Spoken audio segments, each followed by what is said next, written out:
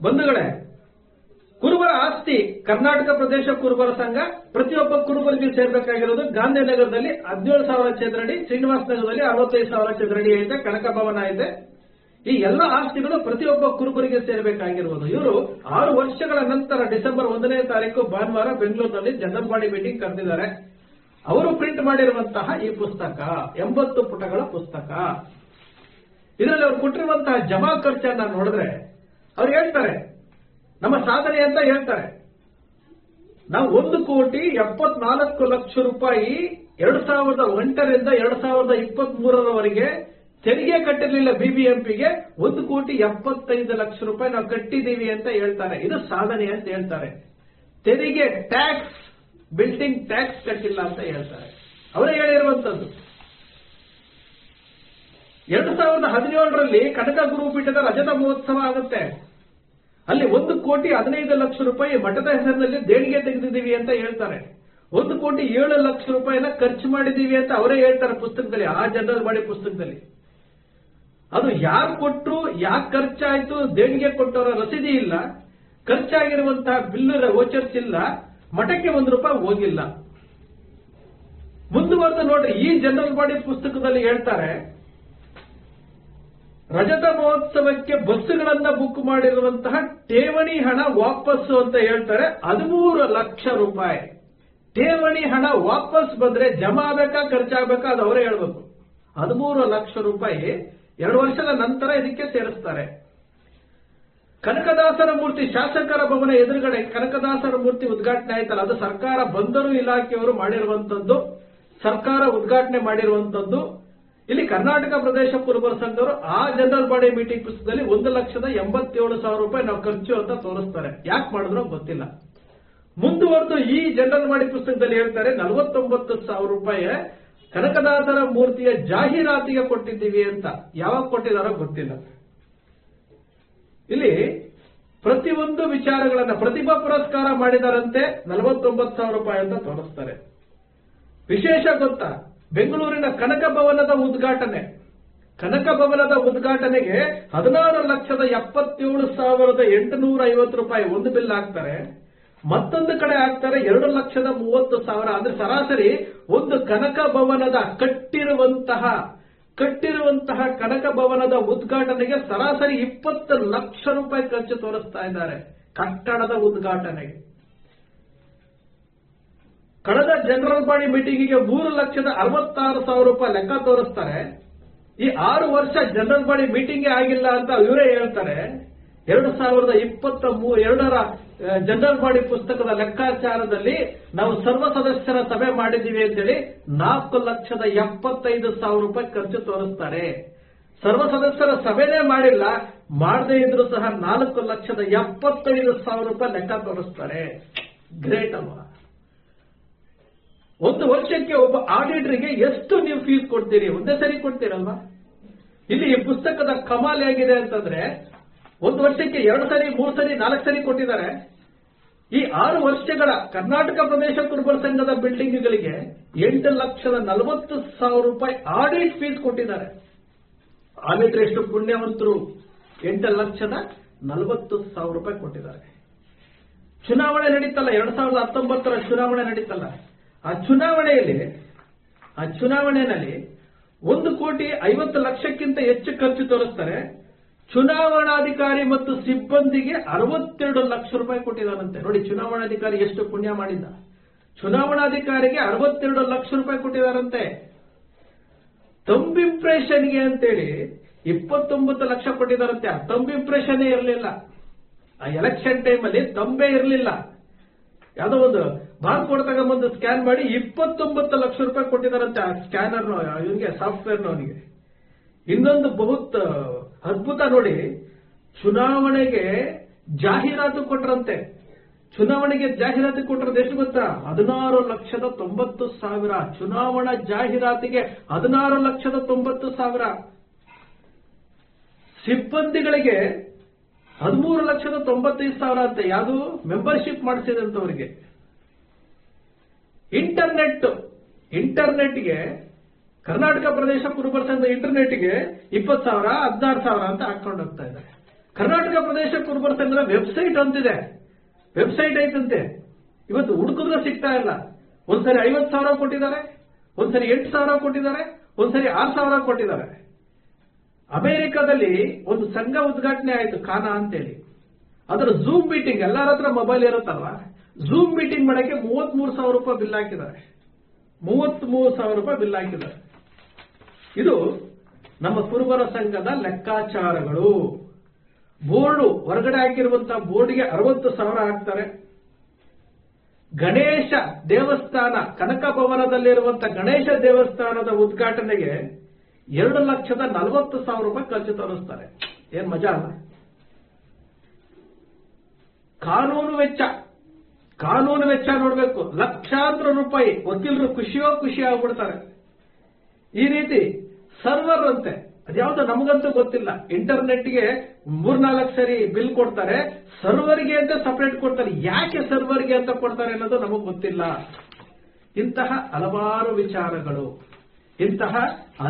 ವಿಚಾರಗಳು ಏನು ಈ ಮೆಂಬರ್ಶಿಪ್ ಅಂತ ಮಾಡ್ತಾರಲ್ಲ, ಈ ಮೆಂಬರ್ಶಿಪ್ ಅಂತ ಮಾಡಿರುವಂತಹ ವಿಚಾರದಲ್ಲಿ 1,21,945 ಜನ ಹಾಲಿ ಮೆಂಬರ್ಸ್ ಇದ್ದಾರೆ.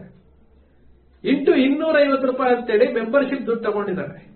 ಒಟ್ಟು 3,04,86,250 ರೂಪಾಯಿ.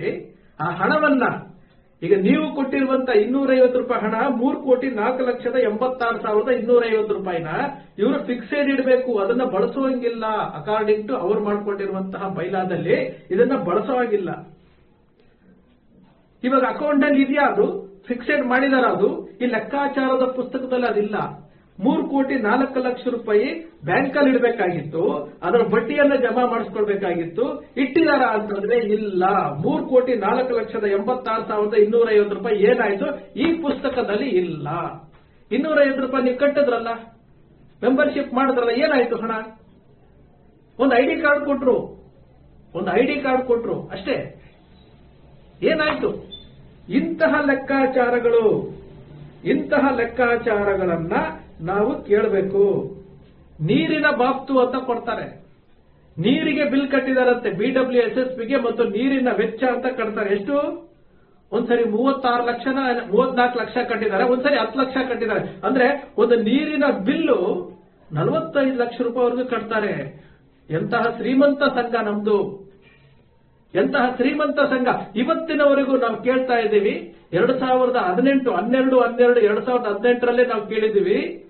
ಕರ್ನಾಟಕ ಪ್ರದೇಶ ಕುರುಬರ ಸಂಘದ ಗಾಂಧಿನಗರ ಕಟ್ಟಡ, ಶ್ರೀನಿವಾಸ ನಗರ ಕಟ್ಟಡದಲ್ಲಿ ಎಷ್ಟು ಜನ ಬಾಡಿಗೆದಾರರಿದ್ದಾರೆ, ಎಷ್ಟು ಸಂಖ್ಯೆಯಲ್ಲಿದ್ದಾರೆ, ಒಬ್ಬೊಬ್ಬ ಬಾಡಿಗೆದಾರ ಯಾವತ್ತು ಬಂದ, ಅವನ ಅವಧಿ ಏನು, ಅವನ ಅಡ್ವಾನ್ಸ್ ಎಷ್ಟು ಕೊಟ್ಟಿದ್ದಾನೆ, ಅವನ ಅವಧಿ ಯಾವಾಗ ಪೂರ್ಣ ಆಗುತ್ತೆ, ಅವನ ಬಾಡಿಗೆ ಎಷ್ಟು ಕೊಡ್ತಾ ಇದ್ದಾನೆ, ಇದರಲ್ಲಿ ಡೀಟೇಲ್ಸ್ ಕೊಡಿ ಅಂತೇಳಿ ಕೇಳ್ತಾನೆ ಇದ್ದೀವಿ, ಕೊಡ್ತಾನೆ ಇಲ್ಲ. ಎಷ್ಟು ಬಾಡಿಗೆದಾರ ಇದ್ದಾರೆ ಅಂತ ಕೇಳ್ಕೊಳ್ಳುವಂತಹ ಇದು ನಮಗೆ ಸ್ವತಂತ್ರ ಇಲ್ವಾ? ಕೊಡ್ತಾನೆ ಇಲ್ಲ.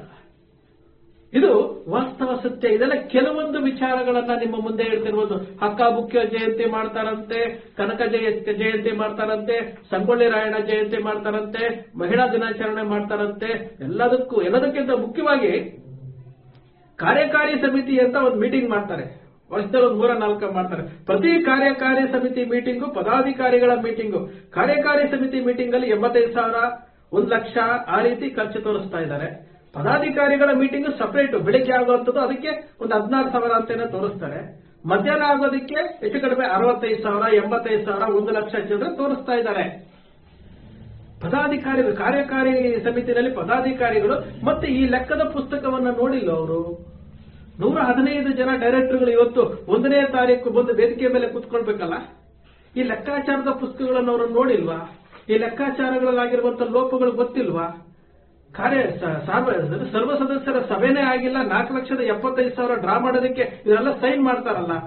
ಸಭೆನೇ ಆಗಿಲ್ಲ, 4,75,000 ಹೆಂಗ್ ಡ್ರಾ ಆಯ್ತಿದು?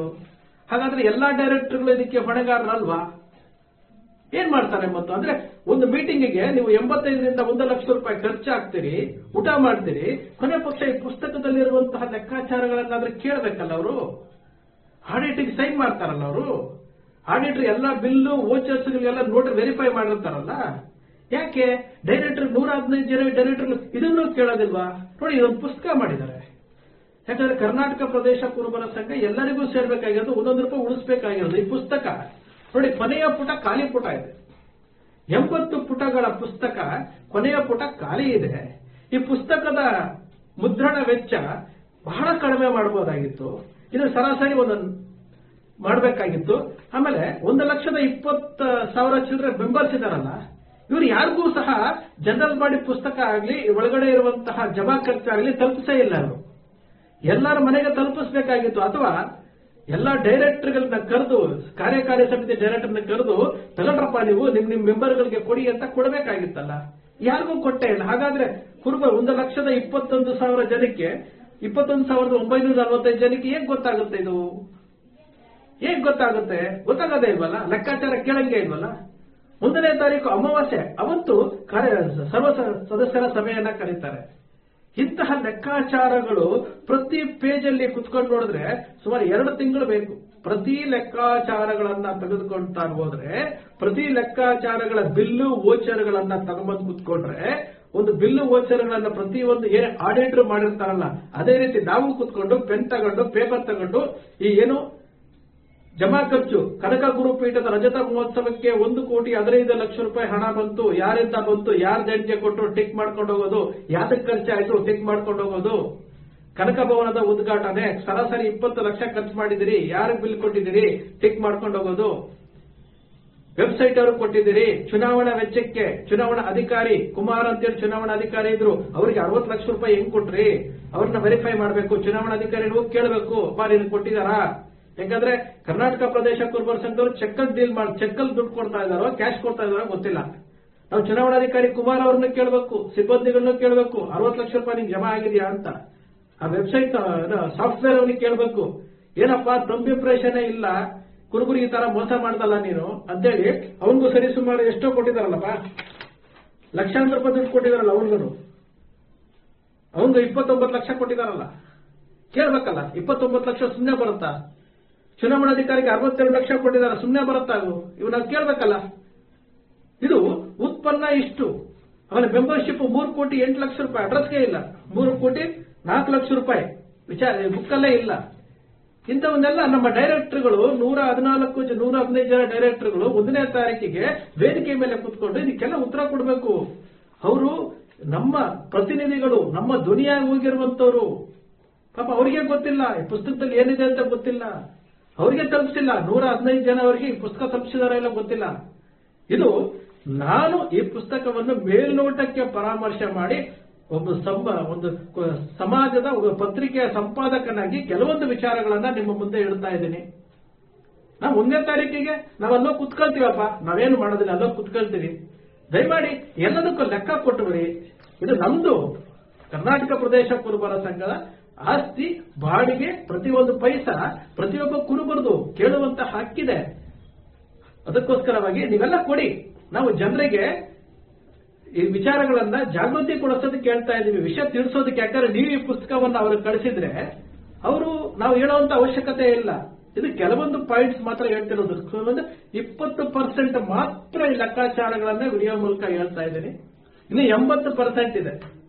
ಇದೆಲ್ಲದಕ್ಕೂ ನಾವೆಲ್ಲನೂ ಕೂತ್ಕೊಂಡು ಲೆಕ್ಕಾಚಾರ ಮಾಡಿ ಇದೆಲ್ಲಾಗಿದೆ, ಎಲ್ಲಿ ತಪ್ಪಾಗಿದೆ, ಎಲ್ಲಿ ಸರಿ ಮಾಡ್ಕೋಬೇಕು, ಇದಕ್ಕೆ ಯಾರು ಹೊಣೆ, ಇದನ್ನು ಯಾವ ರೀತಿ ವಸೂಲಿ ಮಾಡಬೇಕು, ಯಾರಿಂದ ಕಟ್ಕೊಡ್ಬೇಕು, ಇವೆಲ್ಲವನ್ನು ನಾವು ಮಾತಾಡಬೇಕಾಗುತ್ತೆ. ಸ್ನೇಹಿತರೆ,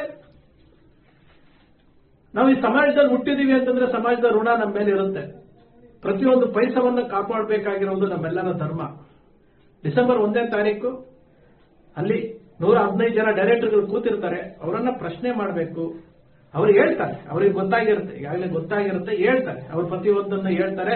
4,75,000 ಯಾಕೆ ಡ್ರಾ ಆಯ್ತು, ಕಣ್ತಪ್ಪಿನಿಂದ ಆಯ್ತಾ, ರಜತ ಮಹೋತ್ಸವದ ಈಗ ಯಾಕೆ ಬಂತು, 20 ಲಕ್ಷ ರೂಪಾಯಿ ಕನಕ ಭವನಕ್ಕೆ ಯಾಕೆ ಖರ್ಚಾಯ್ತು, 3,04,00,000 ರೂಪಾಯಿ ಮೆಂಬರ್ಶಿಪ್ ದುಡ್ಡು ಏನಾಯ್ತು, 1,74,00,000 ರೂಪಾಯಿ ಯಾಕೆ ಟ್ಯಾಕ್ಸ್ ಕಟ್ಟಿಲ್ಲ, ಯಾಕೆ ಹಿಂದಿನವರೆಲ್ಲ ಇಲ್ಲೇ ತಳ್ಕೊಂಡ್ಬಂದ್ರು, ಇವತ್ತು ಬಿಡಿಎನವರು ಶ್ರೀನಿವಾಸ ನಗರಕ್ಕೆ ಮತ್ತೊಮ್ಮೆ ರಿಜಿಸ್ಟ್ರೇಷನ್ ಹಾಕಿದಾರಂತೆ, ಯಾಕೆ ಹಾಕಿದ್ರು, ಎಲ್ಲವನ್ನೂ ಅವ್ರು ಹೇಳ್ಬೇಕಾಗತ್ತೆ. 1ನೇ ತಾರೀಕಿಗೆ ಅವ್ರು ಏನ್ ಹೇಳ್ತಾರೋ ಅದನ್ನ ನಾವು ಕೇಳ್ಕೊಂಡು ಎಲ್ಲ ಬರ್ಕೊಂಡು ಅವತ್ತೊಂದು ದಿವಸ ಆ ಸಭೆಯಲ್ಲಿ ಭಾಗವಹಿಸೋಣ.